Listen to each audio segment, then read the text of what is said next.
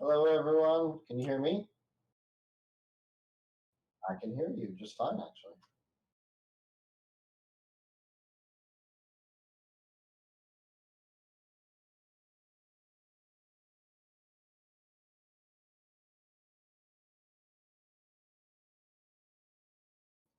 Oh, I don't think they can hear me either. So I wonder if actually it's an OBS. Oh, no, they can hear me. Never mind. So why don't you? Okay.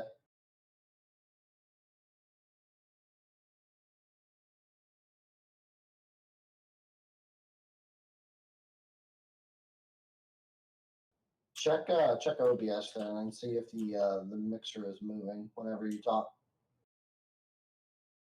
It might be. Yeah, that's what I was gonna say. That happened.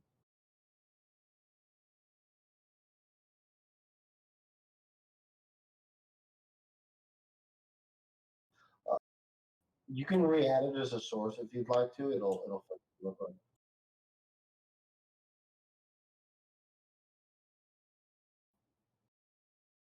Much like when I complain about Discord, basically you get what you pay for, which is it's free.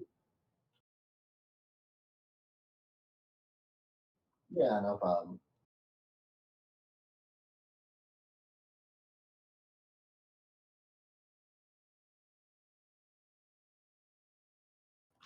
Um, how loud is my audio from 1 to 10, guys? Because they're saying I'm kind of quiet too.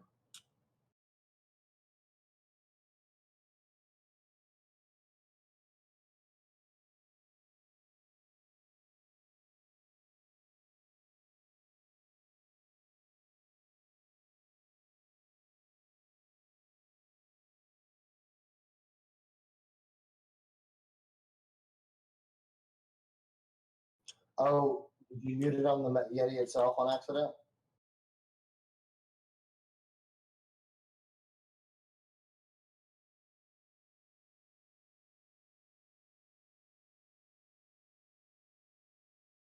Yeah, yeah. That's the next step here. Yeah, no problem. I think they understand.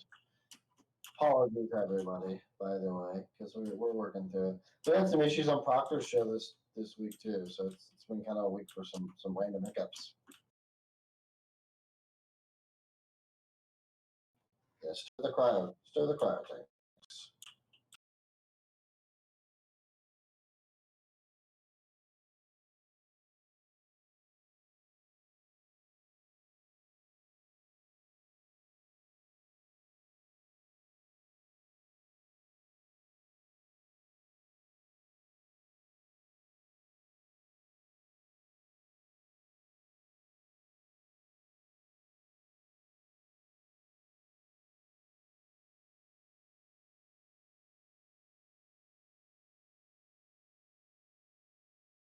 Also, you'll need to do that and change it in the Discord again because I think you just picked up your mic from your webcam.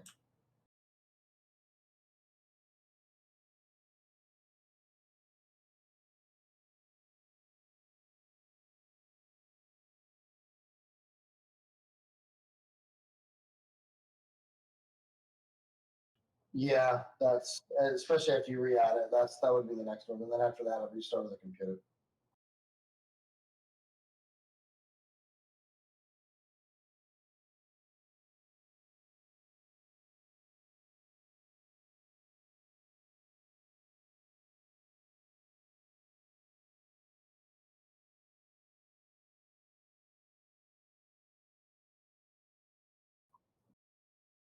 Oh, really?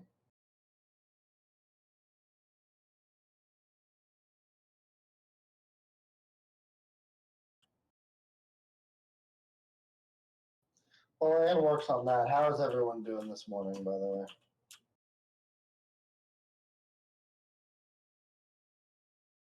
everyone doing great? Everyone filtering in and getting their thinking caps on and Source. Device. That. Oh, that's funny. Done. Anne's new show, Pantomime and Paint. And now I am seeing sound. You guys hear?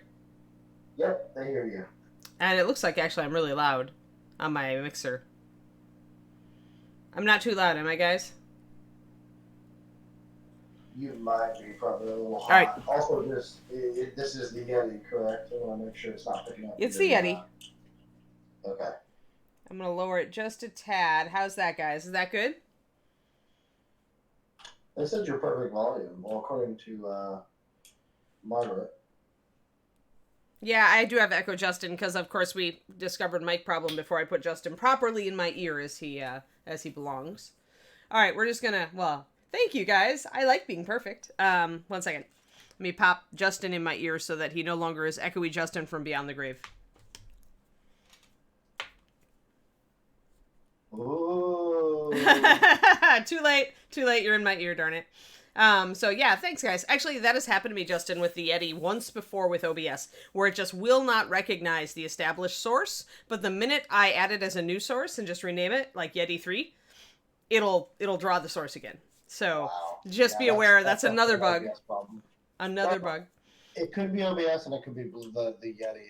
I have grown at this point to distaste the Blue Yeti in a lot of ways. Really? It's got great mic quality. It just constantly has technical problems. My brother has problems. Everyone has problems. I mean, except for that one glitch, I never have issues with it. Like, I like it. It gives me, good sound quality, and it never has a problem. I'm not ever screwing around with it, though. Right. I put it there, and I leave it there, and I hardly touch it. And hang my Widowmaker from it. That's what I do. I never show Widowmaker on the stream, so here. There's my Widowmaker. Maitland says I'm echoey and quiet still. Weird, because he's in my ear, so he should not be audible on your through Discord. So, unless Justin just is really dead. I mean, maybe he's actually a ghost. Maybe this is our Sixth Sense kind of. It's a Monday again. Justin sounds like he's on a speakerphone. He always sounds kind of like he's on a speakerphone, D. Clearman. Weird, huh? Does it sound different from a normal? You sound 11:30 stream? you sound like a little bit removed from the mic. I don't know. I mean, you're not. It's not your. You're tinny. You're tinny. You've got no resonance. Oh. Yeah, it does sound like a craptastic mic. Yeah, D. Clearman is getting like the speakerphone sound. Yep. You sound like a Charlie Brown doll. I wouldn't go that way. He's a little bit, he's a little bit tinny, a little bit muffled. He sounds like he's like talking to a speakerphone. So yeah. Oh, on Proctor's stream, you were very loud. You, so for the desktop audio source from Discord, let's go down here. Do you have it? Did it reset it at all? Is it cranked up or? No. I mean, I didn't really touch Discord. Hold on. Let me look. I mean, we had to go. I mean, could John have screwed around with that too when he changed the positioning? No. This is more likely on the OBS side. Oh, on the OBS. All right. So yeah. So desktop audio is what we're looking at then. Yeah, that's. Yeah, oh, there we go. There we go. For some reason, adding the Yeti put it on the desktop audio. Okay, that should kill the echo. Talk, Justin. But you still sound a little bit tinny to me, honestly, in my ear. But that's just me. Anyway, yes, it's tech problem day today, guys, wherein we troubleshoot all the crap that could happen to you if you start streaming. It's nice to get it out of the way before ReaperCon.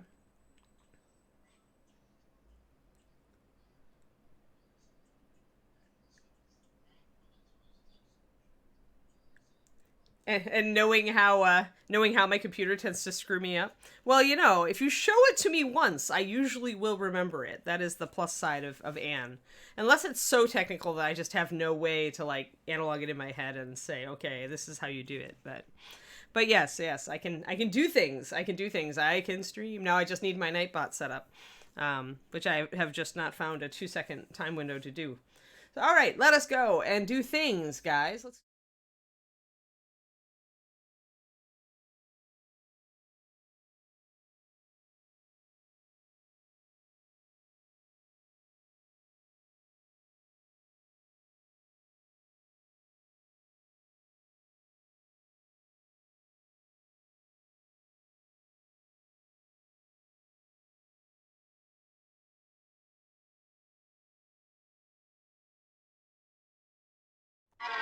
1 second. Right. So Kiri is looking like she might have tail signs, so if I suddenly disappear in the middle of trying to fix this, so y'all know. Hold on, let me see if I can fix this. But my dog was definitely doing that. Like, seriously, it's that day. It's just that day, guys. So I'm gonna go back to my live scene. I'm gonna try to add my mic. Hold on.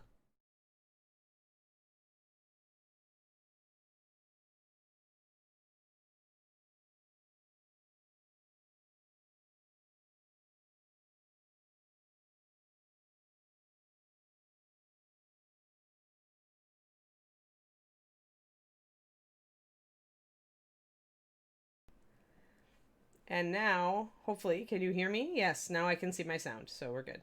And just make sure it didn't add desktop audio. Yes, we're awesome.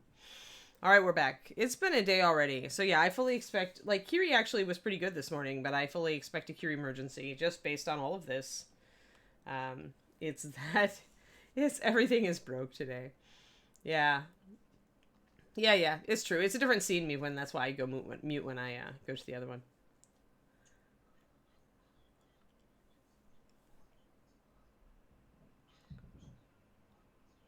Yeah, so but if you have the filter on in your own stream thing, like if you still have the kid filter on accidentally, Mathophile, it may censor you. I think it's optional. I'm not sure. I'm trying to remember. Anyway, let's get a little closer. Get a little. There we go. Get a little sharper. There we are. Sweet. Got our Julie. Hey, I need a... Where's... I took her off of the plinth she was on. So maybe I need to take Alethea off of this plinth and put our dear girl on it. 1 second. Let me see if I can get Alethea off. This particular poster putty is tenacious. Like, it's not super sticky and goopy, but it's, like, solid. It really wants to stick the mini onto my Red Bull thingy. I'm going to try to get her off so that I can put Juliana on here. Wow, this stuff is serious. Like, I crossed the streams. This is actually a mix of, like, mounting putty and like the Elmer's sticky tack, and boy, it's crazy.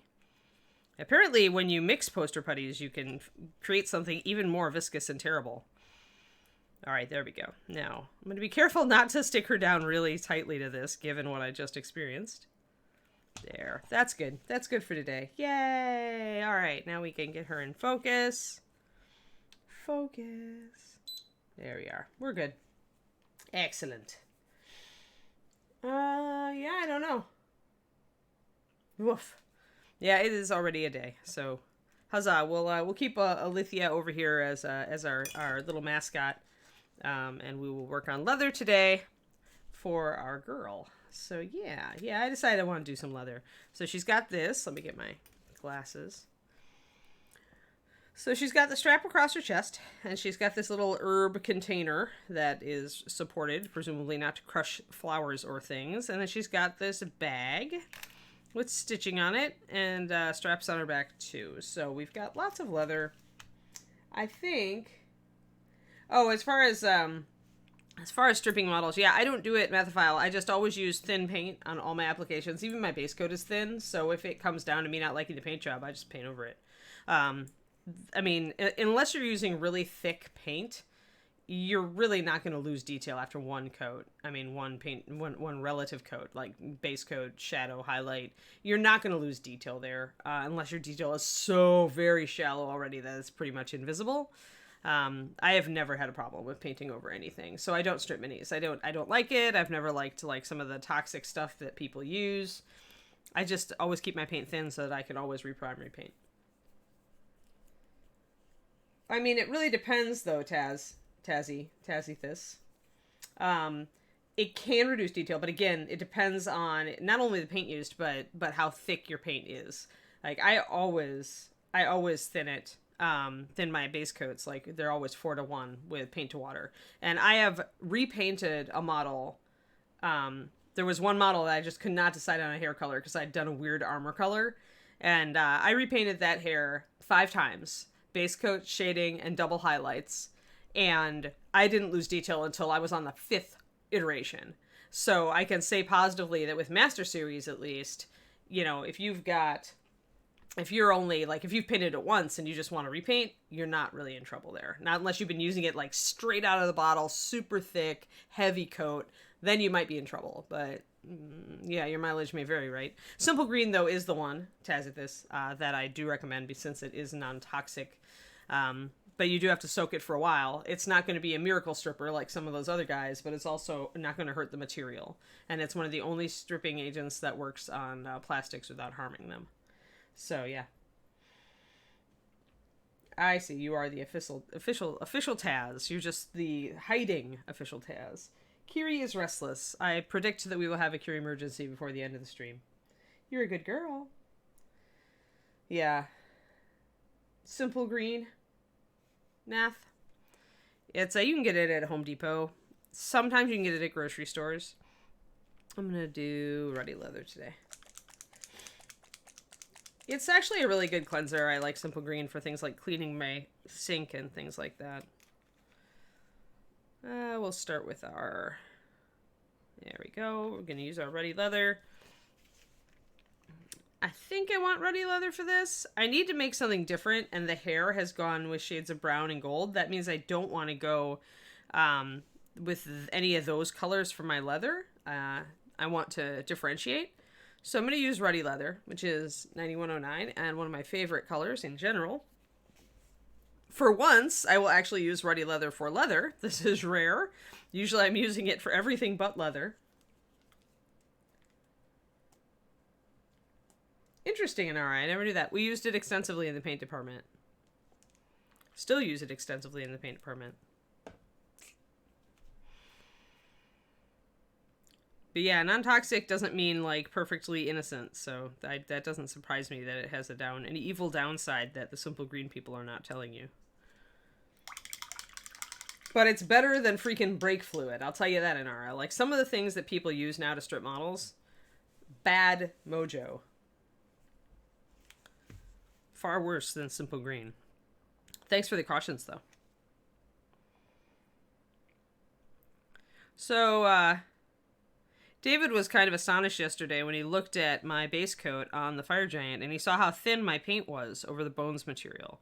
You guys can see that again right now.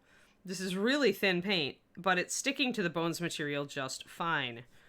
And this is what I mean when I say that washing it in hot water with a little bit of dish soap before you paint bones can let you use a thinner base coat, so you don't have to worry about adhesion. I'm thinking about making this a color, but for now I'm going to do it all leather just so I don't have to worry about it. I may make the midsection a color if I can think of a good contrasting color. It could be a good accent. So, but this is very thin paint. I'd say 3-to-1 paint to water. And it's sticking just fine. So, let me get... You know, the only problem with this white poster putty is that it's white. Maybe I'll take Banshee off of her base instead. Or Wraith. Hold on. The white putty is not optimal for filming, sadly. I'll need to put a smaller amount of it. That might be better. Yeah, that's better. Now we can see the colors. And I, of course, fingerprinted my super thin paint. Well, now you can see me reapply it. But you can see how thin it is on this strap if you look. It's almost like a heavy wash, but it's sticking just fine. So if you were to wash your models before you paint them, you should be able to get thinner base coats to adhere. So essentially, I don't change up anything in my painting style when I'm painting bones.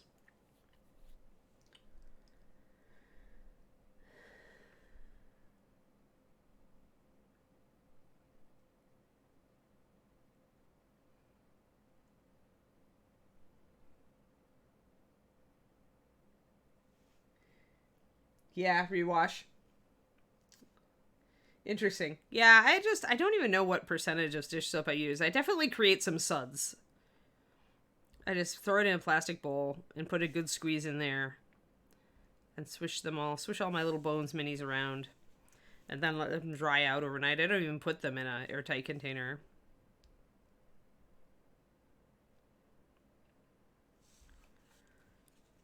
I think I actually missed a mold line. I'm going to have to tackle that, actually.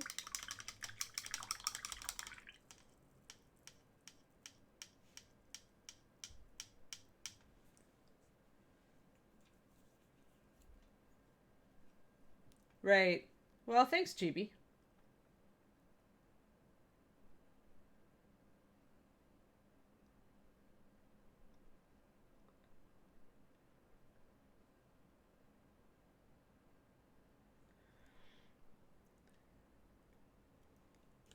Yeah. Different countries and different laws and all the things. What it comes down to, guys, is simply be aware that Simple Green may be not that great for you, as many things are not great for you in this world. Like many of the shampoos that we use. You know, there are chemicals that are in dispute that are in common usage in a lot of stuff in the United States. You know, like the European Union has a lot more cautionary stuff out there, and the USA kind of ignores it. So, I mean, as with all things, do your research, be aware of the products you use, and use, you know, just be cautious with them. As Nara says, and when in doubt, wear gloves. Try not to get it in your eyeballs. Try not to eat it. Just had to come back and scrape that mold line off. Got to kind of look down here on the side of the bag. I take a mold line off there too, and I think there's stitching there. But we'll just have to freehand it on. Oh well. But yeah.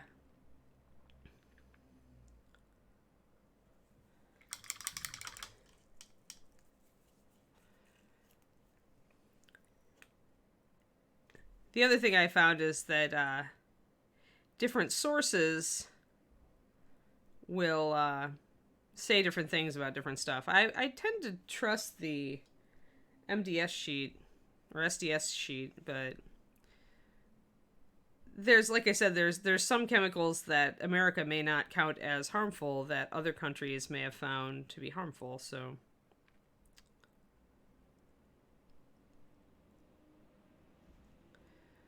And you never know who to believe sometimes.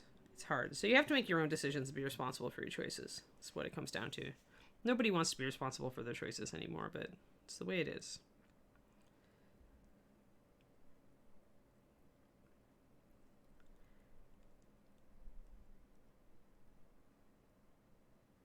And there's not a lot of research out there sometimes to like support your decisions either. You just kind of have to figure it out. Try not to eat it, yeah.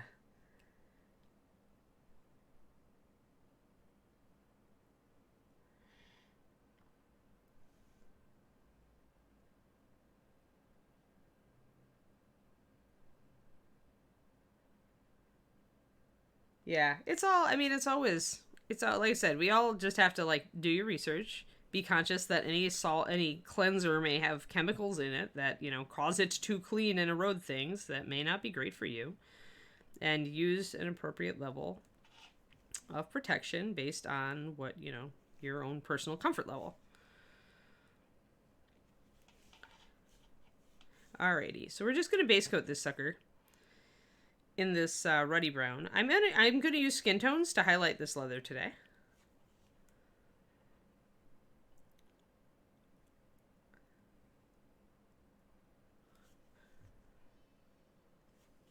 In addition to some lighter tans. Gonna just get this all around these cute little plants. I really did want to make more progress on Juliana since she's getting so close to done. I enjoy the fact that we are working on many things that are getting closer to done. Makes me feel happy to have minis that have enough done. I like to work on a miniature on stream that has enough done on it to make it look good, so that if people pop into the stream randomly who don't like know us, they're like, oh wow, that's a nice miniature. That's what I really like to do.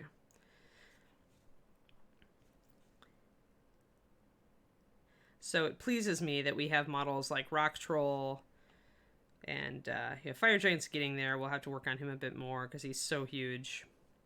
But Juliana here, Snake Lady, you know, I still have to do her metallic fringes on her, or not metallic. We'll have to decide. I was going to try to make metallic reed correctly. Show you, like, if you are going to use metallic with OSL, like, how to force it to read. And I probably will still do that. I still feel like metallics are suboptimal to use with lighting effects, but there is a way to do it. And so I thought maybe we would try that on Snake Lady. So that's really, I just want to get Snake Lady's tail a little bit better done too. Hey everybody.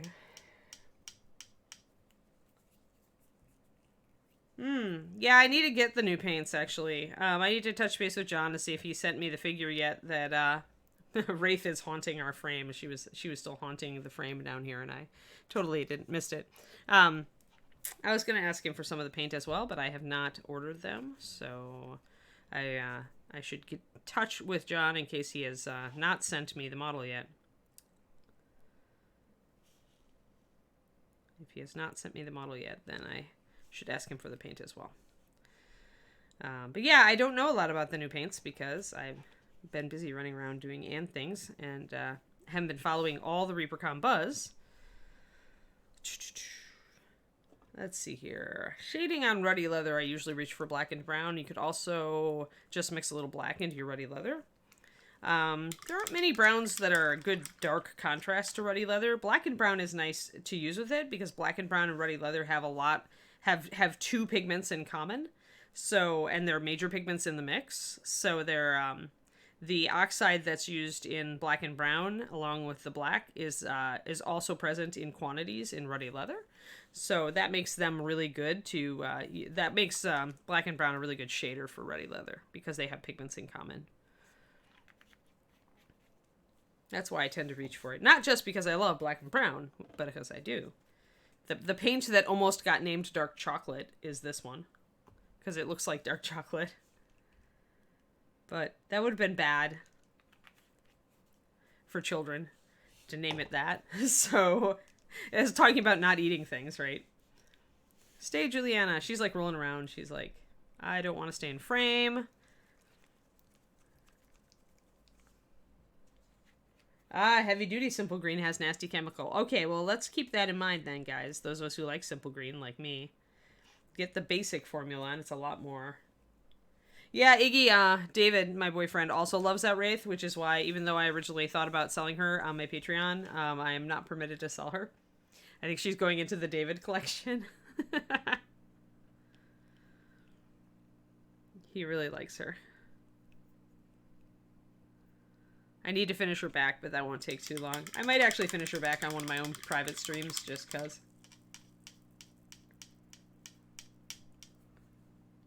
Taz, you're terrible. Stop it. See, I really like the smell of simple green, Griggy. I don't know what it is. But I have weird, like, scent preferences sometimes. I don't know what it is about it. I guess I like it better than a lot of the other, like, cleansery smells. It smells kind of minty to me, and I like that. It's really strong, I do agree. But obviously other people agree with you that the smell is terrible because they make alternate scents of it. Oh no. Little dog is restless again. Hey, little dog, what's up? Aren't you going to settle down? Aren't you going to settle down, little dog? She's been restless. She was restless last night, too, and got me up a bit. So I'm not quite the peppy Ann that I could be today, but that's just living with the Kiri dog. So what's up? I know David's out there and he's in a meeting. You don't need to go and investigate. So I'm blocking in the underside of this bag and leaving the ruddy leather on the upper side. So making a really nice, rich, reddish-brown leather here. You gonna settle, little dog? Good girl. Don't worry, Kiri. Uh-oh. Yeah, we've got tail sign, guys. We have restless dog. That was dog trying to tell me. So, ad lib, Justin. Yep. Yep, ad lib. Okay, let's go outside.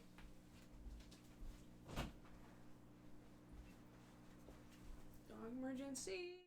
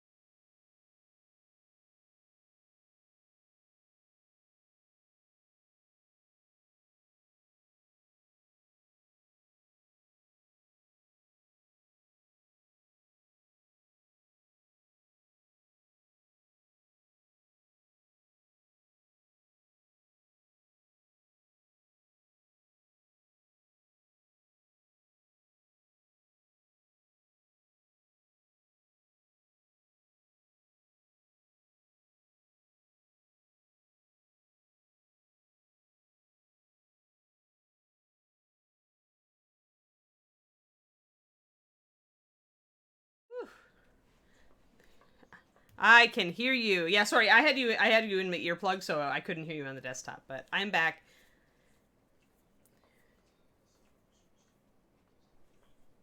Yeah. Oh no! Sorry, everybody. Ah, okay. That's good. Yes, I'm back. Yeah, the little dog had an explosion. I had to clean it up. So, but that's all right. Little dog is little dog. Alrighty, let's see here. So let's talk about highlighting some leather. Let's look at what we've got. Let's get back on track with our morning. Yes, deathly quiet. Yeah, well, because of the mic issue, right? So I imagine. Although I don't know. See, it shouldn't have muted Discord. That's really weird, Justin. I don't know. Oh well.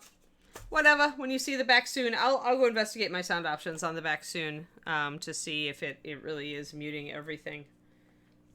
But yeah. Frank Sinatra.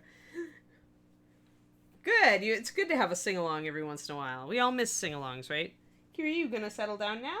Yeah? Good girl. Kiri's like, I guess I can settle.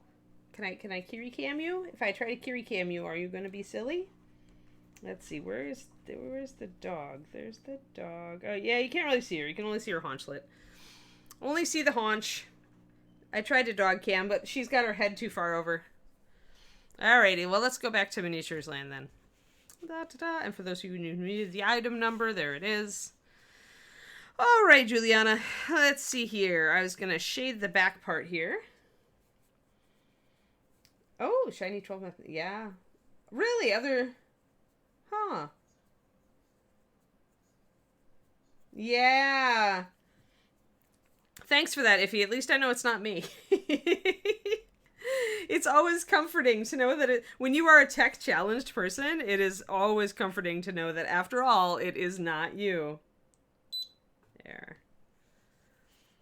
Alrighty, so again, we're using black and brown 9137 to shade ruddy leather 9109 because they have some pigments in common that make them work well together. And I'm pretty much just putting the black and brown in the creases and keeping the ruddy leather on the raised areas. And I may further reduce the black and brown a bit as we move on, depending, because I want to highlight this ruddy leather, and the black and brown has a lot of black in it, so it won't work so well with some of my highlighting colors, which have more yellow in them. So we don't want our leather to go green. So given that, I'm going to just be a little bit just light-handed in my black and brown usage. I've thinned it down so that it's not too intrusive, but black and brown is very high coverage, so it can still get all over the place. No, never ever gonna have a cool skull badge. Aww. You cannot hear Justin now? You should be able to hear Justin now. I didn't change anything. Can you guys hear Justin? He just said a testing.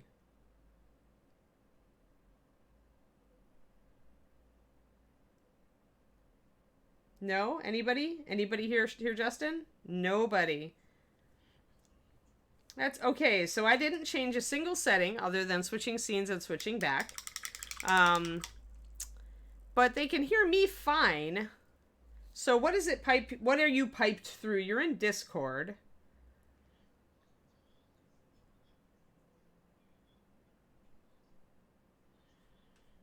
All right.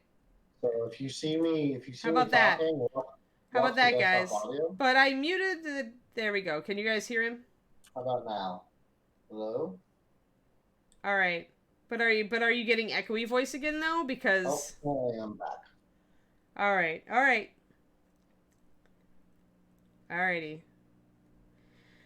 Oakley dokley. We're just gonna run with that, guys. We're just gonna run with that. Yeah, it's ghosty. It's ghosty Justin. Apparently we just can't have like clear and awesome Justin voice today. We can only have substandard Justin voice. Yeah, it's odd. I don't know. Yeah, I'm not certain about what sound setting ports in what, so there we are.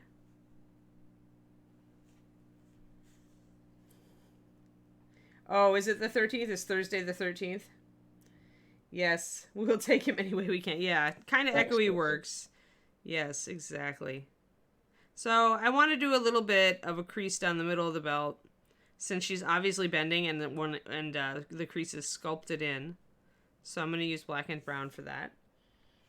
Down the middle of the belt here, there's also a bit of a crease. Just belts tend to bend and do that way. So we'll put a little bit of a darker shadow down that, especially in the small of her back, where it will probably be more pronounced. The wrinkle's probably a little less pronounced up on the shoulder. I'm just going to generally shade the top a little bit under the arm.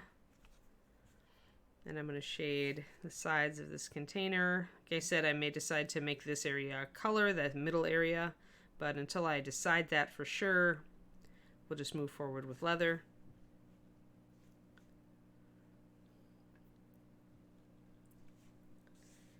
Yeah, I kind of do that a little bit now, Trauma Hawk. The thing is the way we stream now for all the different people that we have, in order to kind of give them the laterality to use literally any streaming software they want, we kind of rebroadcast, so all of the settings can be different. So for instance, I think Luca uses just regular OBS. Yeah. And uses Streamlabs OBS. Yep.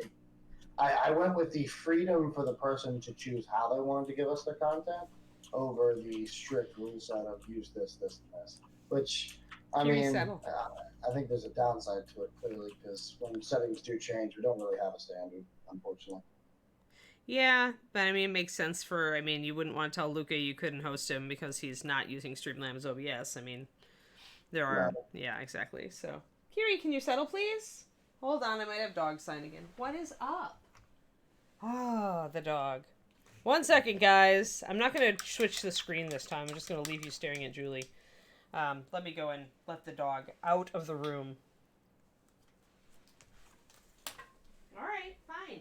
Go see David then. Is that what you want? Do you want to go see David? If not, settle down. It's not warm in here. The AC is on. You have no excuse. I think she's just like a cat. Like, Kiri's getting more and more like a cat as she gets older. Luckily, there's no really loud outside areas to interrupt the stream today, so I can leave the door open. But yeah, Kiri's like, if I'm in, I want to be out. If I'm out, I want to be in, as the cat's song goes. That is true. Usually she settles right down for the stream and has her morning nap, but apparently not today. Maybe it is. It's just one of those days. Should all resign ourselves to just be in that way. So this little pocket here, even though it's pretty, I kind of went back and forth on this little pocket. I mean, because it looks like it could be part of a belt, but at the same time, it's on the apron plainly. So I think maybe that the pocket is just sculpted to be really thick, and it is part of the apron. I'm gonna go with part of the apron on this pouch. So. Let's see. 50th. Nice. Congrats, Twisted Oma.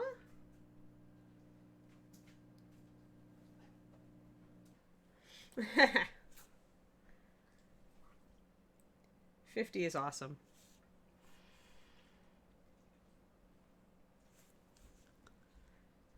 My parents celebrated their 50th in June. Sadly, because of Plagueland, we could not celebrate with them, but we've just deferred the Alaska cruise for another year or whatever we decide to do. Dad likes cruises, but Mom gets seasick. But a cruise is also like the thing that the niece and nephew will be able to keep themselves entertained, and everybody will be able to find something to do. So it's like, yeah, we go back and forth. All right, so that's coming up. So you notice what I'm doing here, guys, is I'm introducing a marked darker thing. Like, we have a lot of middle and lighter colors on this model so far, and I'm going lighter. I know I'm going lighter with the apron. I'm probably going cream colored because I don't want to. I might go yellow, but I mean a really pale yellow if I do. So I'm going to go more for a neutral cream color in the middle. And I knew I needed more drama, more contrast on this model. Everything can't be middle and light. I mean, it just wouldn't look quite as good. So the obvious place to go for something dark when you don't want to use a dark color in the clothing is to make your leather dark. So she has rather a lot of leather. And if I decide that it's too much, then yeah, I'll likely come over and like put a contrasting lighter color. Maybe I'll take the purple and make the outside of this canister purple, the center part, and keep the leather caps on the end.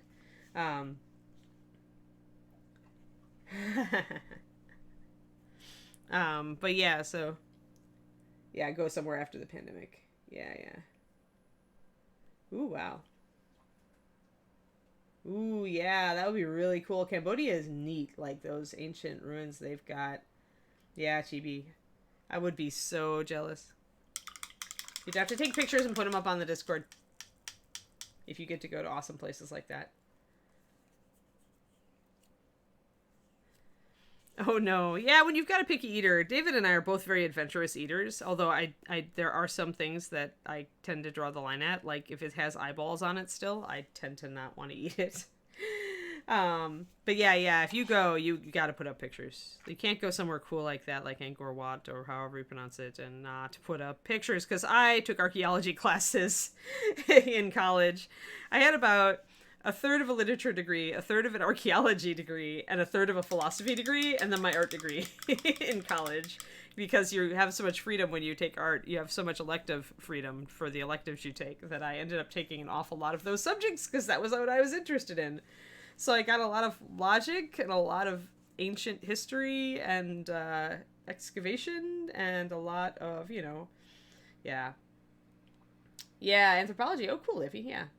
I thought about doing that. I thought about going into anthropology archaeology because I really loved it. And I'm still fascinated by it. Egypt is a goal of mine for sure. But yeah, I just came back around to I couldn't see how I was going to get a job in it. So no. So instead I'm just a pocket archaeologist. Armchair archaeologist. Yes, Twisted Oma. It is kind of hard to eat something when it's looking at you. Yes, I have a problem. Just close your eyes. Actually, in our David knows this idiosyncrasy of mine now, so he just simply points the eyes toward him, and then he dissects the food and gives me the part without eyes. And so I have a solution. Yeah. Yeah, exactly. Yeah, actually, our David Baker, who created our Audrey machine at Reaper, his wife is also an archaeologist who now works in a different field, I think, because it was just like that. It's just like that.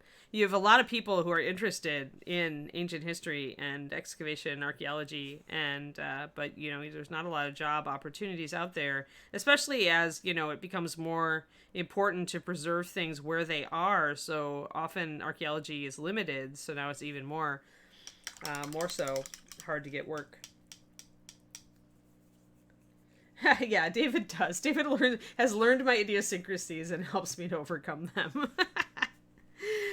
In return, I try to overcome his idiosyncrasy, or help him overcome his idiosyncrasies as well. Yes, I'm glad you guys all approve of David. I totally approve of David, so it's awesome. All right, let's see here. So when we go to highlight our leather, if it's reddish, we can go up to a more orangey or yellowy leather. We could mix in some polished leather or chestnut gold into our ruddy leather. Chestnut gold's probably a little bit of a better match because it has a bit more brown tone. See, a bit more of a reddish brown tone to it. That makes a difference if you've got a color with black in it. Even if it's just a little black like ruddy leather has, it's probably better to go with a more orangey color. So like you could go with oiled leather, which is the highlight. I do recommend mixing about a half and half mix of ruddy leather and oiled leather before you go that way. But I want to bring this up also toward a skin tone. So instead of 73, we make it with 30 instead. So leather brown is it's not quite as dark, and it's a little more yellowy. So we'd be chancing not getting a great, or getting going a bit greenish or more muted than we want to. But I want to bring it up also with some tan skin. So I'm like, well, I might do a mixture of these two, the tan skin and the leather, because when a lot of like dark brown leather cracks, it does tend to look kind of a yellowy flesh, yellowy skin tone. So mixing these two might be a good option for nearing the highest highlight. And I might actually go with a bit of chestnut gold first into that ruddy leather, just to bring it up a little closer to these colors. Kind of use 73 as a bridging color between this very dark red and these yellows. So this is kind of an orangey tone, so that fits, right? Red, orange, yellow. So that way we'll go up very logically. And you could totally do that. We have a lot of different kind of yellowy browns of various degrees of brown or yellow. But 30 and 73 are really sister colors. They work very well together. You could use 30 to highlight 73. 73 is a bit more intense, more saturated. But so that's the way I'm going to go with it. I think I'm going to take just 1 drop of ruddy leather, and I'll try the leather brown. I'm going to try it. I'm going to see. Maybe we don't need our bridging color after all. But it might go a little bit too muted for me. And if it does, then I'm going to go for chestnut gold instead. Because that's the danger. Leather brown has a bit more white in it. It also has black in it, where chestnut gold does not. So you can get into a little bit of trouble with these colors. Always test them. Oh, yeah, chestnut gold's a very, very fantastic color. Yeah, I know, Inara. Isn't it weird? Like, miniatures has enabled, you know, at least one art student to work in the art field. It's kind of weird, too, because I think of all the people that I knew in art school, and I wonder if any of them are actually working artists these days, you know, and having talked to many people who got art degrees and then, you know, didn't, I have to wonder, I wish somebody would do a study on the number of art school students who actually are working in art. Like, I'd be very interested to know the percent of that. You probably could only do maybe a couple of colleges, but it would be very interesting to see.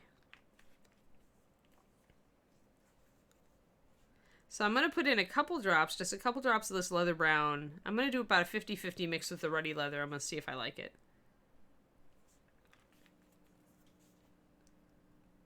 It is muting it out a little bit. It's making it actually get pretty close to the saddle brown color in bones. It's a little muted out. It's a little light. I think I'll try it and see.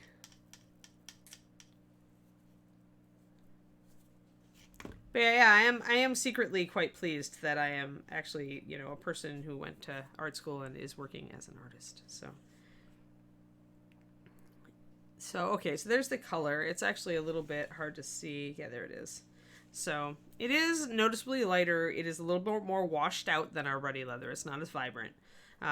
So we can go up that way. I could see how that would highlight up with tan skin really well, though.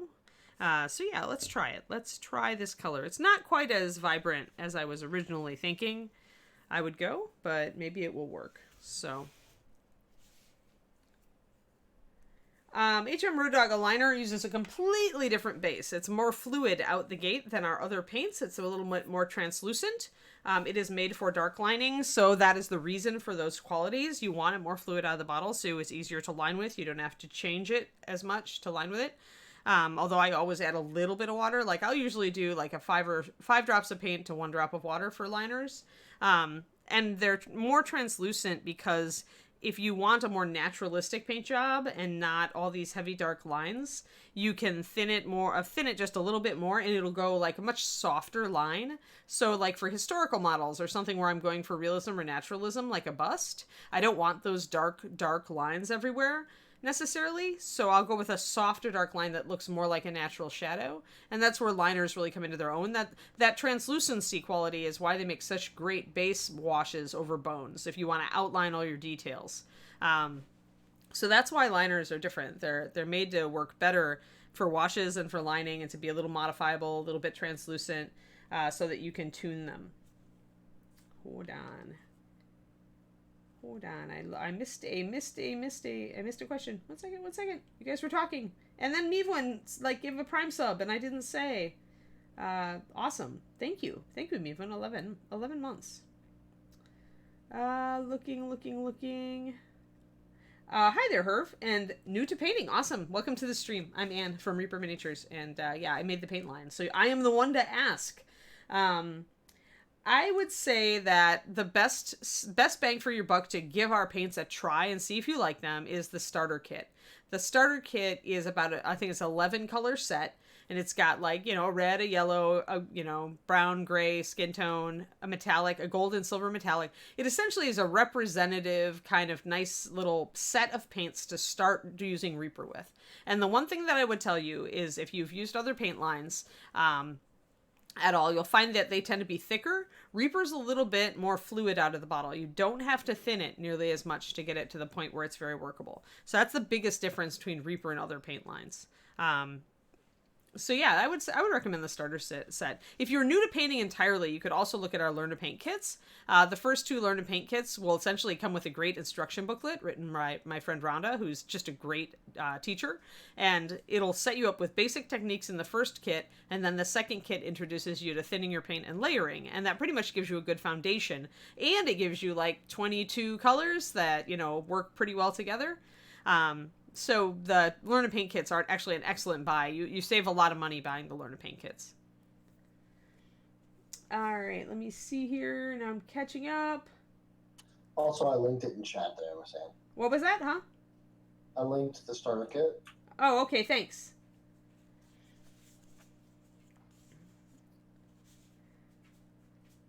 Yeah, okay. So hopefully that answered your question, Herb. Yeah, sure. Oh, Rhonda is also teaching a beginner class for ReaperCon, which I think goes over the Learn to Paint kit. Like, you can buy the Learn to Paint kit and paint along with her. Am I right on that, Justin? That's what Rhonda's teaching?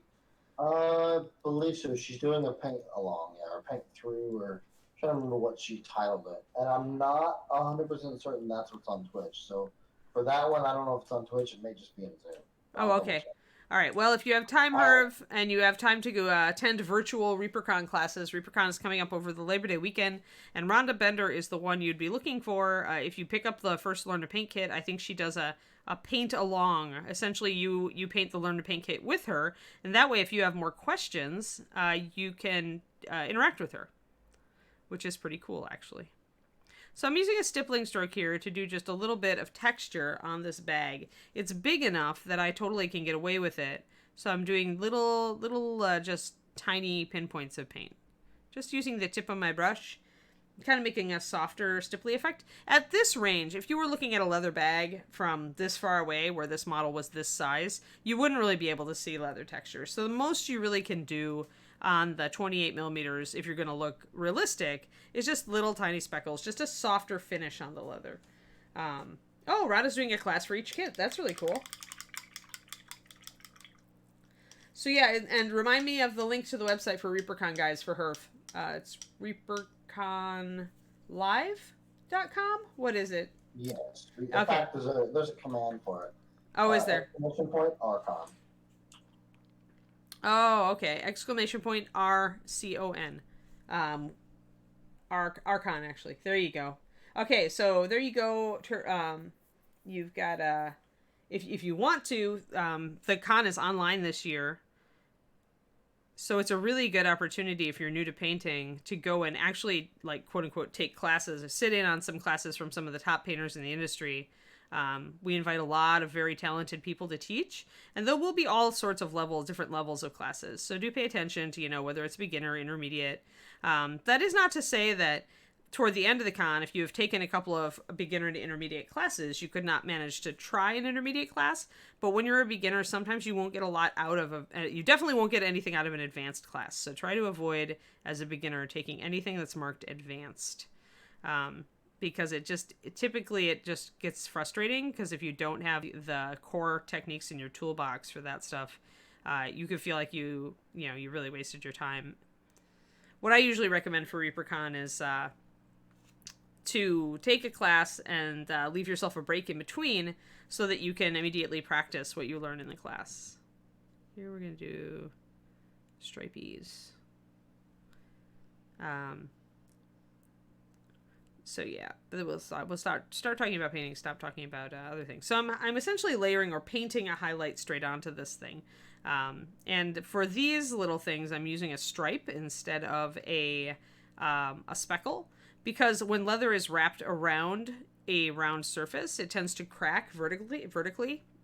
So if there's any weathering on these leather caps, it's probably going to be on the edges, or it's going to be cracked through the middle. It's probably not going to crack unless it's really aged, though, because it is like presumably adhered onto around like wood to make this little herb case.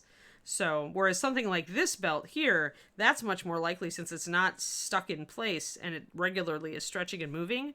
That's a much more likely place that we would see cracking across. So once again, if we were looking at this figure like across a football field, which would be like what you would have to do to make a figure this size, you wouldn't be able to see this. But if you want to, nobody's going to call you on it if you want to do a little bit of leather texture on a 28 millimeter model. So I'll usually do little dashes along the edges if I'm going to do it. And because that's where the cracks would most likely show up more. More abrasions at the edges, generally. And down here I won't bother. I'll mostly do it in the light, because the space in the light and light to dark is usually where you're going to see texture, because the light falling on the piece will reveal that texture. So little dashes across the belt, little stipply specks on the leather here. I'm still leaving this area. I still think I'm probably going to go purple with it. I'm going to hit this strap. This strap is so narrow, I'm not going to bother with texture. I'm just going to hit it with a highlight. Sometimes when it's a very narrow or small area, you really just want to hit it with a band of highlight, and that's it. Yes, MCC War makes an excellent point, everybody. Classes are free this year for ReaperCon Online. Normally you have to pay when you go to ReaperCon in person, so this is a great opportunity for you to get some of the classes that you've always wanted. And then, if you really like it, but you feel like maybe you didn't get like quite as much out of it, you can always take it in person afterwards if you feel like you need a refresher. And you'll already be somewhat familiar with the material, but you'll actually get more hands-on. And you can do hands-on with ReaperCon. We do have class kits available. So you can actually purchase the minis and paints for the class and paint along with the instructor, if you so desire. So there, we got a little bit of highlights on. Trash, this is actually, I don't remember, what did I use? I was mixing red into the cheeks, and I don't remember what I used. It's likely that I used something like Succubus Kiss, or whatever the red is that's mixed into the skin tone. Trash. But yeah, it's going to be a glaze. I mean, I glaze the color on. Whenever I'm dealing with blush, I do a glaze. I do not, I don't paint it or layer it necessarily. I just glaze it over what I've already got. So I don't remember what colors I used. You'd have to look back in the past. When I was originally doing her sunburned skin tones and then doing the touch-ups on them is when I did that. So I would have talked about it on stream. So you may want to look up Juliana or her number in the Reaper YouTube archives. And you could probably find the previous lessons on her where I talk about how to do the dress and everything else. I'm thinking I might put some brown leather here on her little scythe too. She probably has some leather binding the handle to make it, absorb sweat and make it easier to handle. So I'm going to go do that too. It'll also allow me to repeat this color around the model, which is important even for neutrals, or can be if that's the way you kind of like to roll. I do like to repeat a color around the model to make the viewer look at different things. So I find it a much better balance to repeat a color than to try to make 3 different colors of leather all over the model. Tends to be more visually confusing if you do the latter. Tends to be a lot more cohesive when you do the former, where you just try to repeat anything that's leather is roughly the same color. Also saves you time.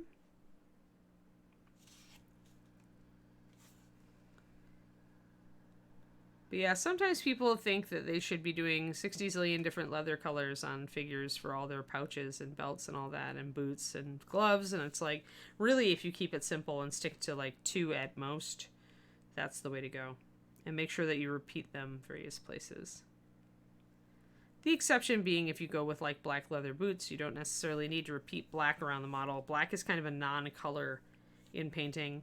It doesn't really attract the eye. It has the advantage of disappearing.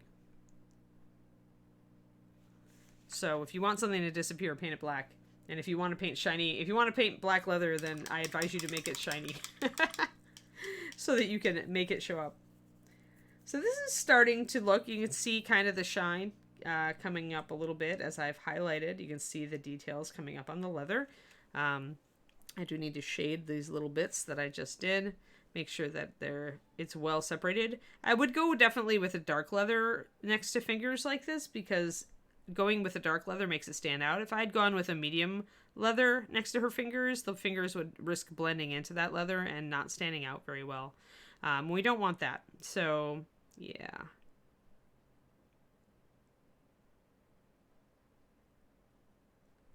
I'm using just a little black and brown to line the fingers now, since I forgot to do that earlier. Like to put lines in between the fingers to make them stand out better. You can see how that makes them stand out. And then I'm going to shade the leather just a little bit. And then we can do a little bit of a highlight and we're good. Justin, is there a cutoff for signing up for classes? If I decide Sunday morning I want to take a class, can I get registered for it the same day? Anara wants to know.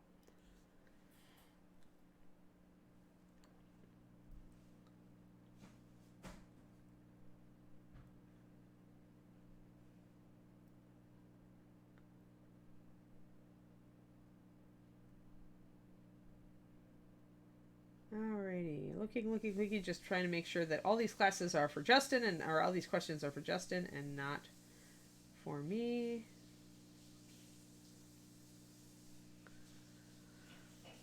Yeah, I'm not sure about that SKU question, Twisted Oma. If you click on the SKU for the class, does it order everything? I mean, you could try it, click on it, and then look at your cart and see what it says you ordered.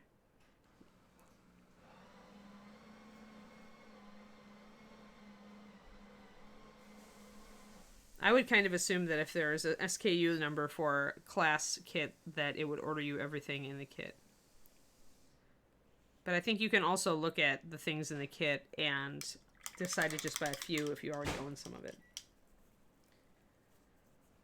I think technically we have a limit, but it's like a limit we're never going to hit. Maybe.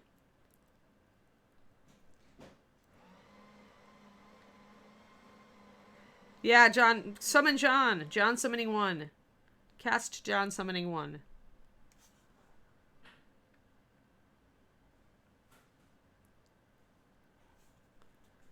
Alrighty. So there we go. I'm annoyed now, and I really do want to block in that little cylinder with either blue or purple. So let me grab my appropriate purple. We used Runic for that. I think I used, I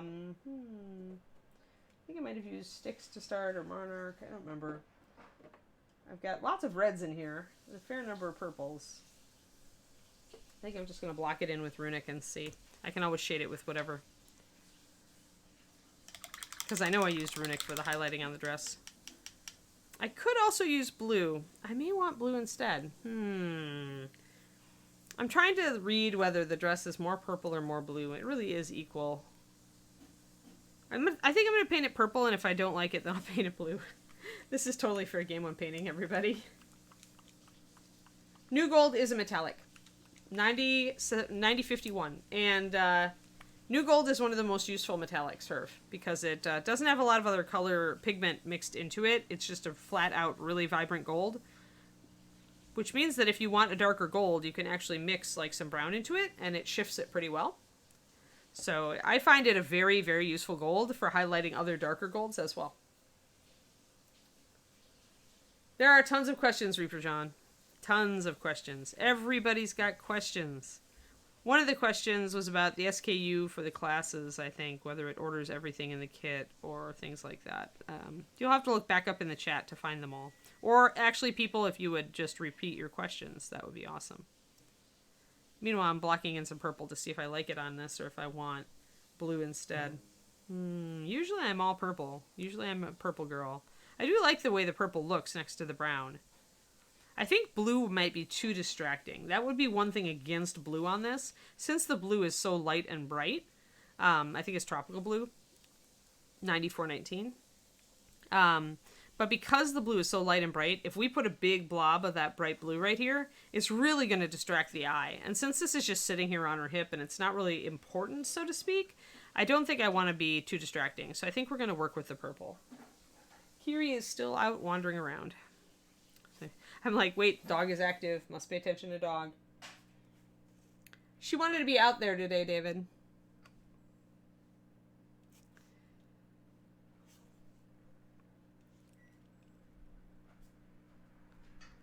Gonna not forget this little part that we're, that top little strip there. You can glaze over metallics with regular paint, Herb. Glazing with metallics themselves is really fraught with peril. Most metallics are made with flake that is pretty heavy, like literally heavy, so that when you add too much water, the flake sinks, and that makes it very difficult to glaze with metallics. But you absolutely can and should glaze with regular paints to shade metallics. I actually, for once, guys, I have Mr. Grumpy up on top of my desk instead of under it. So, okay, Herb, take a look at this. This is what you can do with metallic paint that you go over with various colors of glazes. So this is Mr. Grumpy. I painted him for Kirill's class. Kirill's a very famous painter from Russia. So what you do is you start with just silver. Start with the brightest silver you can. And then all of these other colors are just like glazing and kind of like spotting and stippling. You can kind of see the little brush strokes, you know, little stipples and spots. And just heavily glazing down here with dark browns, building them up until they're almost like, you know, muddy to really build up this corrosion and muck. And then you can go back with silver and make these scratches and bring up like dents and things. So this is what you can do with true metallics, what they call it is true metallic metals. So actually using metallic paints, but shading and highlighting them to make them look real. Now this is a bust, and this technique works better on larger models, in my opinion. Little tiny 28 millimeter, it doesn't work as well unless you're like, maybe some of the Bobby Jackson Templars have big armor plates that would work great on that. So this is a technique that's definitely can be done, and this is done all with glazing various colors over the base metallic and then highlighting back up with the silver where the highlights should be. All right. Mr. Grumpy made an appearance. Yay, Mr. Grumpy. I had him out because I used him for an example on my painting furry creatures video that I finally completed yesterday after the third reshoot. So don't worry, my patrons. You're getting your $2 video. It just took me several retries to get it to the point where I liked it. Yeah, I mean, a lot of the classes seem to be paint along, but a lot of it's just going to be showing technique, Mathophile, because that's what you can do, right? Yeah, see, that's a problem. Exactly what Reaper John says. It's really hard to do a true paint along because the rest of the students don't have, like, you know, cameras and stuff, right? We can't really see what you're doing, so it's not a true hands-on class. Although at least you still get to ask questions, one presumes, in the chat. Herva, that's one of my Patreon things. I have a Patreon. It's patreon.com/paintingbig. I do a lot of video lessons and PDF tutorials on there. And that is one of my Patreon goals, if we ever make enough money, is to finally write the painting book that people have been begging me to write for 20 years. But it takes so long, both to write such a thing and to, like, do all of the photography for it, all of the step-by-step lessons, that it's definitely at a higher level Patreon goal, because it would take me so much time. And I still have to earn a living, because I'm a freelancer. I work for Reaper, like, doing the stream, but most of my money is from the Patreon and from commission work. So, yeah, it's all a question. I would love to write a painting book someday. I would absolutely love to. Finally put all this stuff down. Yes.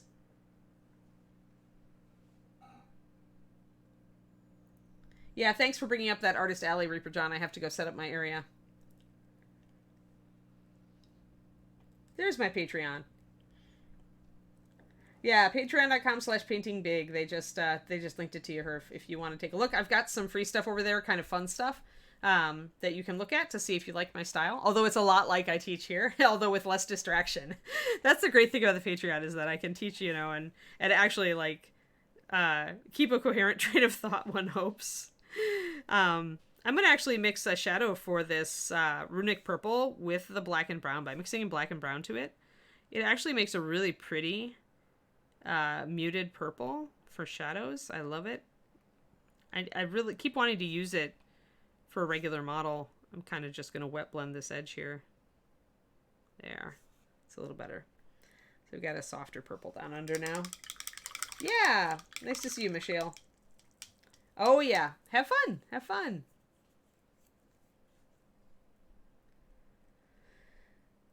Alrighty. Could I kickstart it? Yeah, Max Styles, this is sort of a thing where I'd want to have the book done before I kickstarted. I'd want to kickstart the publication of the book, because that is its own beast as far as paying costs, right? Like, paying to print a book and have it nicely bound and ship it is a huge amount of cost already. But I would want to be able to fund the actual writing of the book before I ever kickstarted it. I think otherwise you'd really be in danger of being one of those Kickstarters that never completed. And that if I ever run a Kickstarter, I mean, I've learned a lot from watching Reaper. Ed really has gotten it down to an art form, Ed and Ron and all the rest of the crew. And what it has taught me is you want the project to be done before you kickstart the project. So yeah, I would love to do a painting book. If I do a painting book, I will do it when I've got, enough income to be able to put extra time into it, and then I will kickstart the actual publication of it. And probably have Ed hold my hand, because Kickstarters are stressful and not for the faint of heart. Yeah, I try to make sense, Max. But yeah, I mean, I'm all thinking about, like, how can I give the best product, and how can I make sure that it's the least stress for me? And I think doing such a thing, if I'm going to do it well, I need to be able to take my time and really do a good job on constructing all aspects of the book, all the different units, and making sure the flow is right, and that the lessons progress, value in a valuable manner, that build naturally on each other. I mean, I'm a writer also, so this is all very important to me. And to be able to just take that time, relax, and make sure that I'm proud of every lesson, and then kickstart it. That way, I'm not ever stressing about trying to finish the book. Gotta finish the book, the deadline, And then what happens is the book takes over my life, and I miss deadlines on Patreon. I don't want to ever do that. The Patreon is my first priority. So, her hair, Rubicon, I did a lesson on this, actually. This is for the sun-streaked brown. And we believe we started with russet brown. We worked with a bit of chestnut gold, and then I went up and used one of the blonde hair colors, I think, for the highest, or I may have mixed in a different color. You'd have to go look. I may have mixed in lantern yellow, but there is a stream on this. There's a stream on the hair. I think it turned out really well. It definitely looks like sun-streaked brown hair, which is exactly what I wanted it to look like. So I'm like super pleased with the hair, big time. Okay, so we've got our purple mocked in there, and I've got my shadow. Purple. Okay, that's too much black and brown. But seriously, runic purple plus black and brown really makes a pretty color. Really, but I like brownish purples. I really like muted purples, so...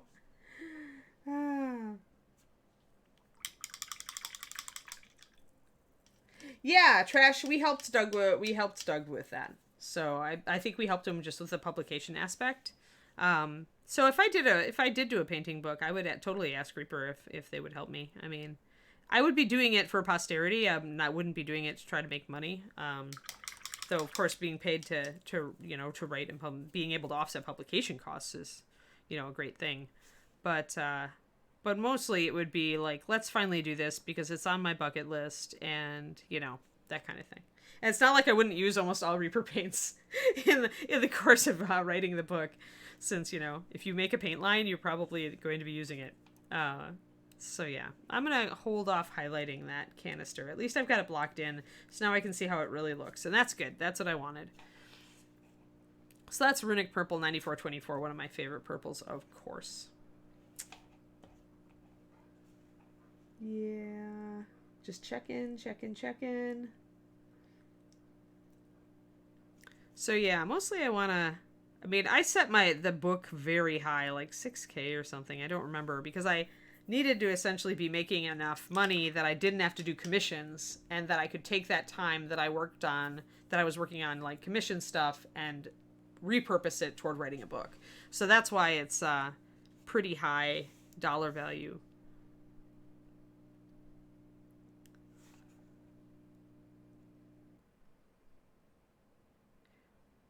Most of the rest of my goals are infrastructure building.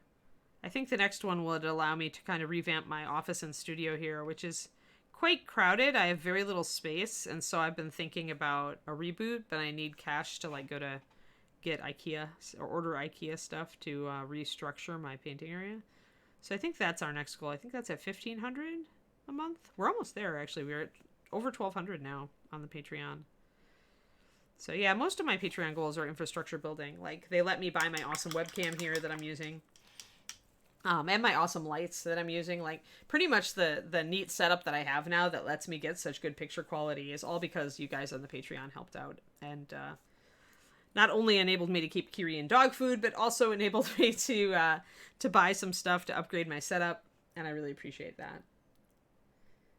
Oh, good. Yeah, I'm glad that Jen really liked Runic. Yeah, she mentioned that it was her match for, I think, the old Vallejo purple. That she always liked the color, but not necessarily the consistency as much. So yeah, good. I love it when, well, and she's one of my best friends, so I love it when I hear that painters love my paint. I think I'm just gonna mix up. So remember we were talking about, I ended up not using the chestnut gold and using leather brown to highlight the ruddy leather. So now I'm going to do a mixture of these two, leather brown and tan skin. Because you can use skin tones to highlight leather, and it does give you a nice realistic highlight, obviously, because leather is skin. So what I'm going to do is I'm going to grab like 2 drops of tan skin, 2 drops of leather brown, and I'm going to do 1 drop of the ruddy leather mixed into those. I'm going to try to use that as a highlight and see whether I like it.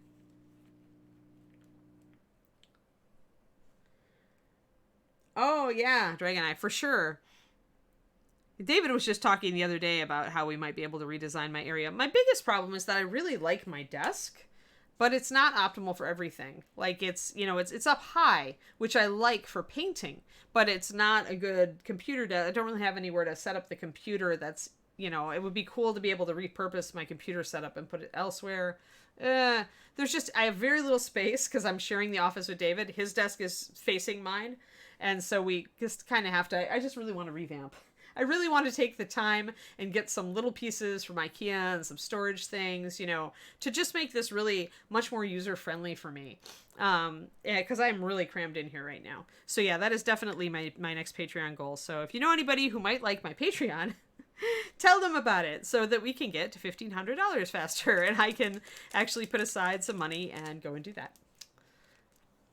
And let's face it, everybody loves IKEA. Okay, well, maybe there are some people that don't like our Swedish furniture overlords, but going to IKEA is super fun. And I would love to do an IKEA build out of my my office. But I love my desk so much too. I don't know. I will have to figure it out. We might have to keep the desk and get pieces to kind of slot in various places. I definitely could be more efficient in my setup over there. I've got, there's so much stuff. I'm so crowded here. So yeah, I know that I can revamp this setup to be really efficient. And I've used my setup for long enough now. You know how you first put a setup in place and then you're always like reaching for something that's not there for a while until you figure out what you need and kind of revamp your setup. That's kind of where I am now, is like, I know certain things that I really like to be close at hand, and other things that I really don't need to be as close at hand as I maybe put them before.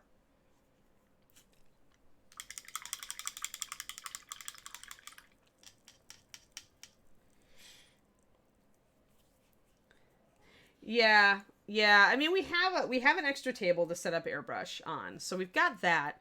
We just need to, like, right now the photo pad is set up on there, so I need to break that down, find a place to store the photo pad that makes it easy to whip out and use when we need it.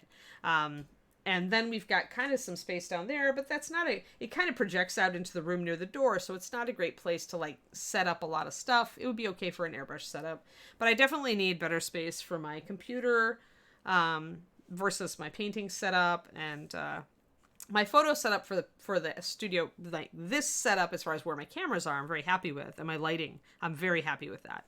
But So what we got color-wise here is we've mixed, and again, it's a little bit, I'm going to zoom back out a bit. There we go. That's going to give us a better idea of the actual color of that. So that's the mixture of leather brown, 2 drops of leather brown, 2 drops of tan skin, and, not a drop. Did I use black and brown instead of, I might have used black and brown instead of, I was wondering why it was so ashy. Okay, that's the screwed up mixture that Anne is now going to rectify. Blorf. That was a mind blorf. Okay, now we need a mind blorf. If I get more emotes unlocked, maybe we'll have to have a mind blorf one where Anne just forgets to do what she's supposed to do. Jenna Rose, I don't know. I mean, I do like to have my painting setup set so that I can sit down and paint. That's really key to my work process. But I need to like get a better setup for everything else. I need to start with the desk and then work everything else around it. I think. Thank you for the Patreon plug, MCC. I don't know if there's a studio design channel on Discord. Yeah, your paint area is an IKEA build out. Yeah, I mean, they have such nice little, they have all different sizes and shapes of shelving and cubbies and desks and slide out things, and I just feel like I could rebuild this area. I'm using an IKEA cube shelf for a lot of my storage stuff, but it's not optimal. It's really not optimal. I could see how I could make it more efficient, and so, yeah, that is definitely on the list, but we have to hit 1,500. Before I can put time and energy into it. So Patreon really is, I mean, it's what I'm living on also, but yeah, the higher it gets, the more I can afford to blow money on an IKEA setup, right? Because I can run you several $100. It's cheaper than a lot of other places, but it still is not, like, super, super cheap. So, all right, let's try this. Let's see if I did actually, I'm going to feel silly if I did actually use the right color, and this makes exactly the same color. But it is kind of a Monday, as somebody pointed out. It's a Monday, Thursday. Blorf, blorf. I need a mind blorf now. Yeah, oh, did you Star Wars see? Yeah, that's why I wanted to make it, like, originally I was tempted to make that a goal for the Patreon for when the Patreon was a little smaller, but then I was like, no, you know, it does take a lot of money. Yeah, this looks like about the same color. So, yes, I indeed mind blorfed and then second guessed myself. But yeah, it costs money, so that's why that's my $1,500 goal. I'm gonna go back and revisit some of my other goals now that I've been doing this for a while. I'll take a look at the painting book goal and see now that I know roughly how my finances are going, and I can take a look and see how much it would need to be. It might need to be it could maybe be a little less, but I want to have good, meaningful goals. Originally, I think my studio design goal has, like, references James Gurney's studio, which if you've ever watched his videos, James Gurney, who wrote Dinotopia and also wrote a great book called Color and Light, which you should totally get eventually as a miniature painter, he's got the studio of our dreams, right? He's up in, like, the woods somewhere. I think he's out east. And he's got these incredible huge windows, so he gets natural light, indirect light, because he's in the woods. And then he's got a huge skylight right over his desk, so he has, like, an overhead light source that's diffused in natural daylight. And then he's got all these fantastic, like, wall space where he can put up, you know, all of his paintings in progress and completed paintings. Oh my god, it's an amazing studio. James Gurney's studio is, like, everybody's dream studio. I need a smaller one, maybe, because he's got all these big paintings, and I just have little miniatures. But in general, like the skylight especially, I'm so hyper jealous of his skylight. Oh, man. So yeah, I really want to build the studio that I love. And I bet I can build it fairly small, because, you know, I'm a miniatures painter. I won't be able to punch a hole through into the skylight, sadly, because, you know, we have neighbors upstairs. But maybe someday maybe I'll have a house and I can get my dream studio, my real dream studio. Yeah, that's the problem. That's exactly what I just said in our, I would have to get my true dream studio, my James Gurney studio, I would have to have a house. But you know what? I can make steps toward it. Because what's important is that you make steps toward your goals. You know, you always have those bridging things, those little steps you can take to accumulate the things that you need for the big vision eventually. All right, so I'm going to take this color and see if I like it. It's a little bit pinky for me. I might actually add a little bit more leather brown. I'm going to see how it looks on top of the leather over here, just on the upper areas, because I might like it better on the model than I like it as its own color. Oh, I need to pull this out. I need to zoom back in, see how it looks on camera. There we go. Okay, let's go really close. Oh yeah, Angel. Yep. Yeah, specific plumbing. Yeah, yeah. Definitely. Like, there's some crazy stuff you could do. Yeah. There's some crazy stuff you could do, but mostly for me, it's less about the external things. Like, I'm really happy here. I have a beautiful big window right on my left that has direct natural light or indirect natural light. It only gets direct light in the afternoon. So when I stream in the morning, it's really nice. So the reflected sunlight comes in, and then I've got my big ring light here. It makes a really even light you can see over the source, over the miniature in general. So I really like my lighting setup here, but it's my organizational setup that I'm frustrated with. So I really need shelving and drawers and a revamp on where everything is, and that can be done at $1,500. That does not involve buying a new house. Especially not in the Bay Area where houses are like, we walk down Church Street and we're like, so what does that one sell for? And it's like $3 million and it's this little house. It's ridiculous, but it is what it is.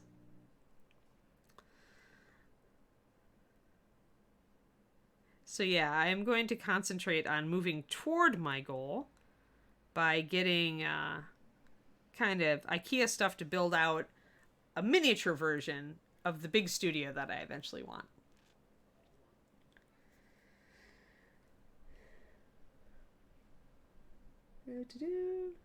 Oh yeah, thanks. Sorry, Tea Time. I didn't see that. Yes, it's a 28 well ceramic. And it's from Cheap Joe's Art Supply, and I think we've even got a link. It's wonderful for miniature painting because unlike some of the other ceramic well palettes you see, these are really small wells. Like you can see, I can put my finger in one, right? So they're smaller, and that's ideal for what we do because obviously we're mixing small amounts of paint, but we still want to mix enough paint that it stays wet in these wells for a fairly long time. So what this does is it lets you create a deep enough paint puddle. If you're like me using 6 or 8 drops of paint and then you're adding water, the paint will stay wet and at the right consistency for longer because it's in a smaller, deeper well. So I far prefer these palettes to the bigger flower palettes, although I always say ceramic beats anything else. Porcelain palettes beat anything else because they're so easy to clean. I can clean this up almost perfectly after a paint session. Even if paint is dried in it, I just put a little simple green in there or other household cleanser, some method, and some hot water. Let it soak for like 5 minutes and I can get it perfectly clean with a green scrubby. So this palette is awesome. I also I have been known to use a wet palette on stream sometimes if I'm painting fast and loose on a bigger model. But in general, for my high-end painting, my precision painting, I do like the well palette. I like to get paint to exactly the consistency I need it and have it stay there for a little while. So yeah, that's the physics of why the little well palette works. And they're cheap. They were actually on sale for only $5 a piece from Cheap Joe's up to recently. It may still be on sale. So definitely go, and if you're interested in one, I bought 2 just so I have a backup. As long as you don't drop them on a cement floor, they're pretty good. Just don't, obviously don't drop them onto your marble countertop or your cement floor. They will break since they're porcelain, but they're pretty heavy, so. Yeah, if you just use like hot water, it'll come off eventually. It just takes a little more scrubbing in that case, Mathophile. I use a little bit of method these days. Alrighty, let me see here. So let's see. So we've got some highlights on that bag, and the skin tone highlight's not bad. Let me bring this into stricter. I bet I can get better focus. Hold on. Let me hit my focus button. There, all right. Can we see? You can see the lighter. The light is definitely, do I have my light on? No, I don't. Oh, maybe I want it. You can kind of see it. Yeah. So I've got a little bit of that highlight. There we go. We can see it in the oblique. So a little bit of that highlight on that bag. I'm going to bring it up on the edges of the strap here. Cheap Joe's Art Supplies. Yeah, and tools are, what is it, guys? Exclamation point for the palette. We have a link. I know we've got a link. What's the link, Justin? For Cheap Joe's, it should be, and let me look up here real quick. It may not actually be activated. We haven't used it in a while. Oh, okay. Yeah, you go ahead, and if you could find that, just because people are asking. All right, let's do some little... Now, when I get down to really doing texture on this, something as tiny as this strap, I'm mostly just going to hit like the little edge and try to make little dots, just like that. You see those little dots I made? That's usually enough to suggest the texture of kind of the lines here. I've got a little bit more on the top there. You can see the... Let's see, let's tilt it. There we go. So you can got a little bit of streakiness. These little bits of just like lighter color that come off as like almost like notches, it's enough to suggest that this is kind of a beat up strap. So Anne's tools doesn't seem to be enabled at the moment. Oh, it's just exclamation point tools. That's exclamation point tools. One of the various projects, and I know I tell people about this, one of my various projects after ReaperCon I need to get done for QOL stuff is like, I need to go back through on the YouTube and do a facelift on it, a big overhaul. And then I need to streamline all of our commands. There's a lot of like tidying up that needs to happen. It's just been kind of backburnered. All right, so see little tiny notches at the edge of the leather suggest that it's rough there and cracked. And that's about as much textures as you really have room for on the little model. But to bring back Mr. Grumpy, boy, I'm glad I brought Mr. Grumpy out today. So for him, you can go a lot more in detail, right? So look at her strap. You can just suggest little tiny bits of dings in the leather and the edges, right? But this is the version you can do on a big bust. This is what you can really do. So this is the advanced large-scale version of what I'm doing there, where here I can do gouges and I can really abrade the edges of the leather here, and I can put some mottled color, you know, on the interior of the leather and put gouges and, you know, really bring up the texture here to show a lot better. I'm using the same sort of brush stroke. I'm using the same dashes. I'm using the same dots on the edge of the texture, you know, but I'm scaling it down because the other model is so very small. When you have a big model like this, though, you can go to town and really make it look real. Like, even though it's much smaller than an actual belt would be, it's only like maybe a quarter of the size, it still is big enough for you to do realistic texture on it. So yeah, so Mr. Grumpy has the big person's version of what I'm doing on her little strap there. So you can kind of see how you can graduate it up. So this is why I love painting busts, is that you can go so much farther with texture on a bust or a big model, right? So whereas you are somewhat limited, if you tried to do anything like that on this model, it would look really weird because it would be very out of scale. So I hope that was edifying for you guys, actually. I find it very interesting to look at what I'm doing on her and then look at what I did on him and see the similarities and yet how you have to limit it on a very small scale. So yeah, I love painting busts and big models, which is why my Patreon is called Painting Big, and I do tend to do a lot of big models. Although I'm probably going to be using a lot more Dark Sword. Jim at Dark Sword and I have been talking about whether I could use more Dark Sword models. I'm cutting a deal over it for model supplies and things. So you may see me paint a bit more Dark Sword in the future. We're already using Dark Sword for our paint along, because I really like Jeff Grace's sculpts. But you're going to see me, I used it on the fur. So here I am, doing just what I did before, kind of making little dots at the top of each of these round things. See how I made the dots around the top? If any portion of this is going to wear more than any other, it's going to be these edges, right? They're going to brush up against her and against her arm. You know, the edges here where the leather is folded is going to wear pretty hard. And so doing that lighter texturing up there is a good idea. I can also do slight dots on this little band is a little narrow to do much of anything, but if you've got a really light touch, and this is where your brush control comes in, right? And also your knowledge of paint consistency. Because to get these tiny little specks, these tiny little dashes on here, and to get them to come off your brush, paint consistency is key. So it's both muscle memory and knowledge of paint consistency. And also I've got that dark shadow there, and that's not reading real well for me right now, so I'm going to minimize it. Didn't quite go as tight on that as I wanted to. Got to thin down that shadow underneath that. I still want a shadow under that strap, but not nearly as thick. This is where it comes in where lining can be overwhelming. And so even on a 28 millimeter, it's possible to get a much more naturalistic paint job if you minimize how thick your lines are. A much thinner line, or a line that you glaze over with the base purple, is going to read more naturally than this huge heavy line that I still have at the bottom here. Oh yeah, Dragon, I was using actual skin tones to highlight my leather today, because it can be done, and I don't do it enough sometimes. So it's mixtures. This is ruddy leather, and it was shaded with black and brown. We then put a couple drops of leather brown into the ruddy leather to bring it up.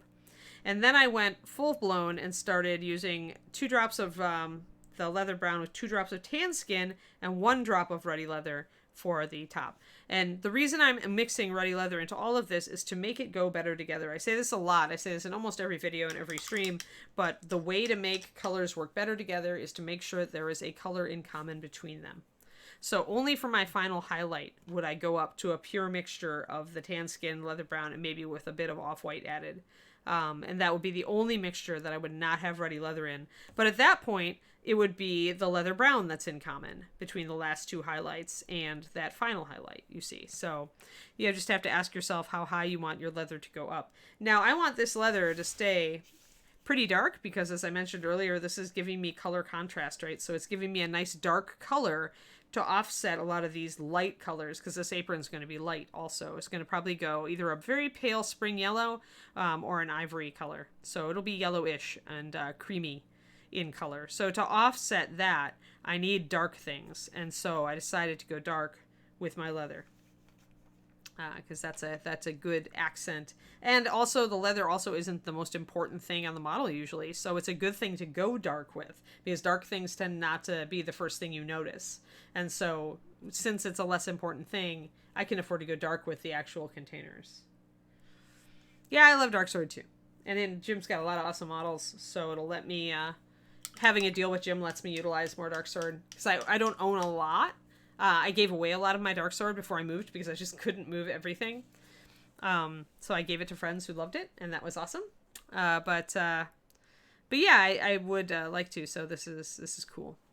So you will probably see more Dark Sword stuff on my everything.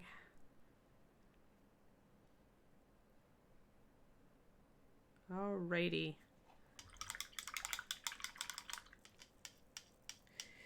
Yeah, I've had a couple of requests for yellow Dogfather.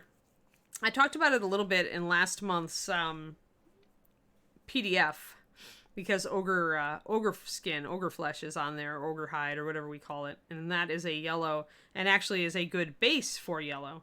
But yeah, I could do specifically a thing about yellows. Right now, I'm doing one on grays for this month because I'm doing a lot of painting with gray in various models. But I can put that on my... I have a lot of topics that I want to cover for my color workshop, which is my $5 tier. There's a lot of things I want to cover. Somebody has asked for me to cover the various different blacks and off blacks, and then I've got grays, and people want me to do a PDF on ruddy leather because I use it for everything but leather, except that today I'm using it for leather. So hey Chainer, good to see you. But yeah, so don't worry, we'll get to it. If I don't do it on there, I probably could do some yellow on here. But I'd like to cover it in a PDF, because that's the advantage of the Patreon, right? Is I can do it here on stream, but it's harder for you to find it afterwards, and it also isn't focused, right? As we get off topic, we talk about stuff, we chase down bunny trails, we do all the things that you do on a stream, which makes it fun and interactive. But it means that for pure education, I prefer my Patreon.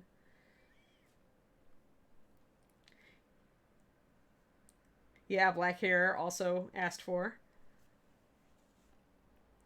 I should just use my samurai bust for that, because I don't think we're not really... We could do more on the black hair here for her. But I could talk about, like, I could probably paint part of that a little bit higher and talk about the choices for that black hair. And I'm just, again, using kind of a stippling stroke, which is kind of a dabbing stroke with not much paint on my brush, to suggest a softer, like broken up surface. And the really light stippling is definitely a texture you can use at 28 millimeter. It essentially gives more of a soft finish. You can see the difference depending, you can see the sharp highlights here that give the dress more of a shiny texture versus the soft stippling that gives this more of an irregular, mottled texture. So those you can do some texture on 28. You just got to keep it real lightweight. There we go. I'm glad you love the Patreon. Thank you, Dogfather. Yeah, a lot of you guys are on my Patreon, and I'm really grateful. I'm thankful for you guys every day. Keeping Kiri and dog biscuits.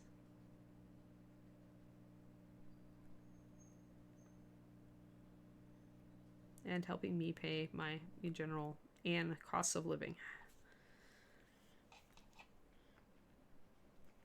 Alrighty, so I'm not going to do as much texture underneath here. We've got a shadow from the plants up here, and also the pouch is tilted down a little bit, but I will do a little bit here, because if you look at, you always want to look at it directionally for the light. So if the light is falling down, the plants are overshadowing part of this, but there'll probably be a slight highlight, because this part bulges out and catches the light a little. So I'll at least do my first layer of highlight on there.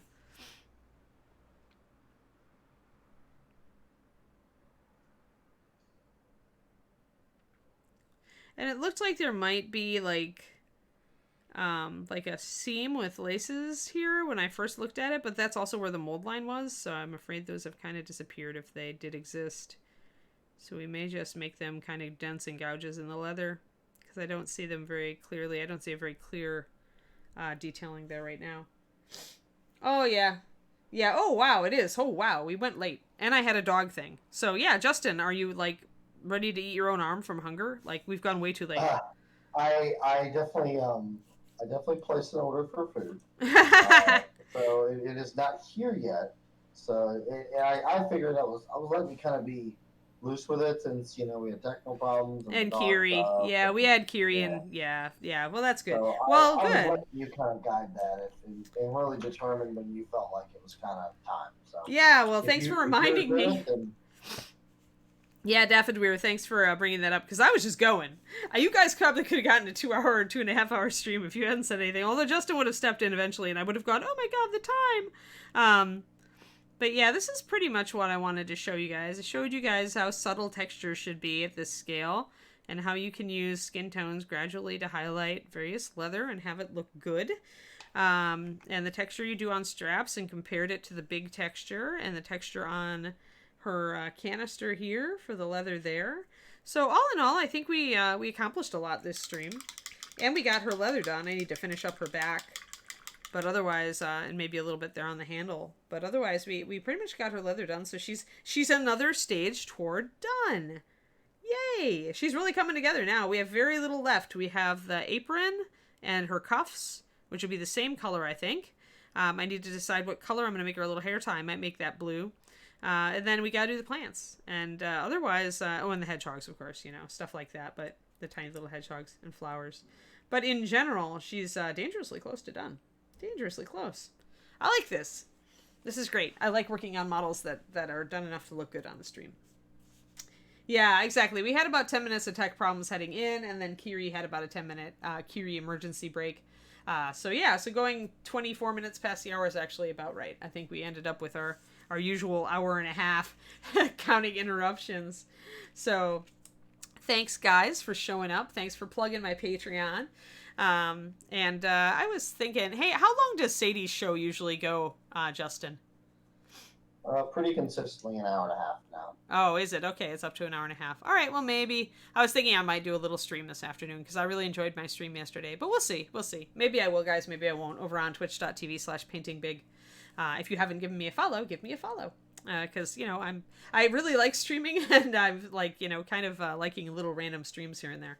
So have a good day, and do show up for Sadie's Painting Platinum at 3 p.m. Central. Otherwise, have a good lunch or dinner or whatever you are doing, and happy painting, everybody. We will see you again tomorrow morning. Oh, we are doing the AMA tomorrow, and we have decided on a big dragon giveaway. So show up tomorrow at 11:30. We're going to answer questions and give away stuff. Don't miss it. Alrighty. Have a good one, guys. Ta! All right. Thanks, guys, very much. Have a great rest of your day. Keep being awesome. And don't forget to tune in for Paying Platinum and Reaper Live tonight, guys. Tell Sky we said hi.